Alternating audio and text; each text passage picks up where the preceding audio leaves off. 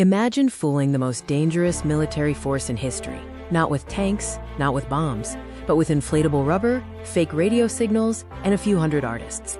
This is the true story of the Ghost Army, and it may have saved the entire Allied invasion of Europe. It's 1944. World War II is at its peak. The Allies are planning the most ambitious military operation in history, D-Day. But there was a massive problem. Hitler's forces were watching every move. If the Germans figured out where the real invasion would land, they could crush the Allied forces. The Allies needed a miracle to hide the true invasion location. Instead, they built a lie. The plan was called Operation Fortitude, and it was brilliant in its audacity. The Allies created an entirely fictional army, FUSAG, to make Hitler believe the real invasion was coming at Pas-de-Calais, the wrong location. To make this fake army believable, they put General George S. Patton in command, the one American general the Nazis genuinely feared.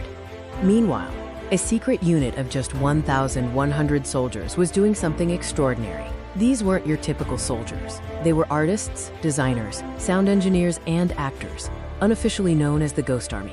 Their weapons were inflatable tanks, fake artillery, loudspeakers blasting recorded battle sounds, and forged radio communications. They could simulate a force 30 times their actual size, operating as close as a quarter mile from the front lines. The deception was meticulous. Every detail had to be perfect to convince the enemy. They built inflatable rubber tanks and used real bulldozers to press fake tank tracks into the mud for German aerial photography. They used pyrotechnics for campfire smoke, sound trucks for battle noises, and dragged headlamps to simulate activity on fake runways. Hitler was convinced. On June 6, 1944, D-Day, the real Allied forces landed at Normandy. Even after the landings began, Hitler still believed the real invasion was coming at Pas-de-Calais, holding back his most powerful armored divisions. That delay was catastrophic for the Germans and gave the Allies the critical time they needed to secure the beachhead. Historians believe their work saved tens of thousands of Allied lives.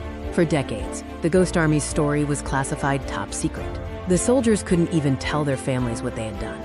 It wasn't until 1996, over 50 years later, that their mission was finally declassified. And in 2022, the U.S. Congress awarded them the Congressional Gold Medal, one of the highest civilian honors in America.